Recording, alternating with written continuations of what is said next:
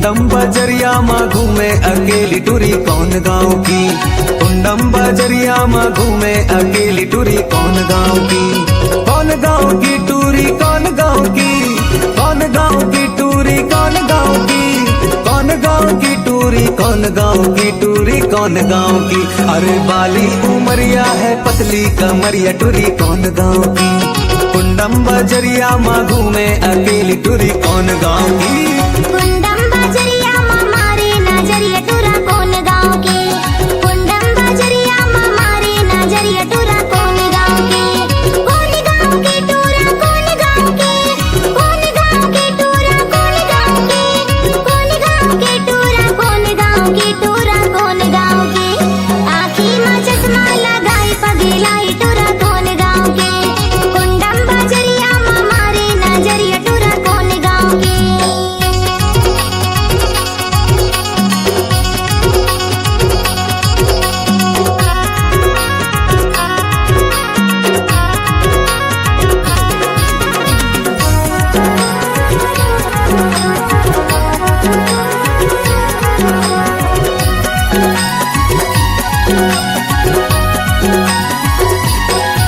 तोरे जिला जबलपुर है या फिर डिंडोरी।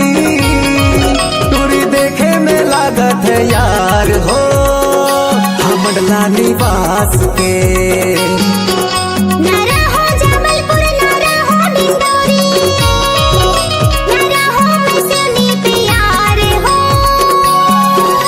ना टूरी हूँ मैं बालाघाट की। तुमसे हो गए है प्यार साची में यार जब से देखे हो कुंडम बाजार में। डोरी जैसे हजार मोरे पाछू यार घुमा थे कुंडम बाजार में। अरे कमर में डारे ये झाल करे धनिया टूरी कौन गाँव की।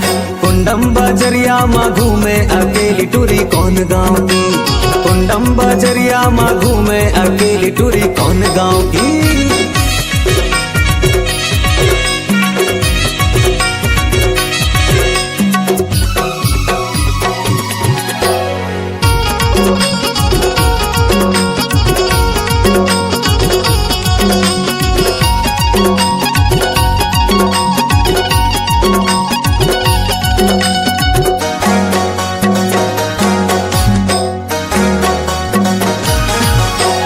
काहे फिरा खसते मोर पाछू पाछू। ना जानू मैं तोरे नाम का। ना जानू मैं नाम तोरे गाँव के। दीवाना हो गए मैं तोरे अदा के।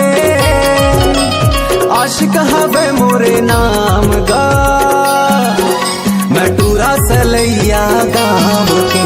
ना कर परेशान चल भाग शैतान मैं नहीं आऊंगा तोरे बात में। चाहो कुंडेश्वर धाम 16 सोमवार मैं मांगू तोला भोलेनाथ से। अरे होठों पे लाली लगाए शर्माए टूरी कौन गाँव की। कुंडम बजरिया माँ घूमे अकेली टूरी कौन गाँव की। कुंडम बजरिया माँ घूमे अकेली टूरी कौन गाँव की। आँखी में चश्मा लगाई पगलाई टूरा कौन गाँव के।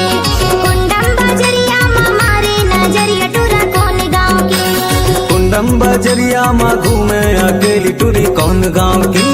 कुंडम बजरिया माँ मारे नजरिया टूरा कौन गाँव के। कुंडम बजरिया माँ घूमे अकेली टूरी कौन गाँव की।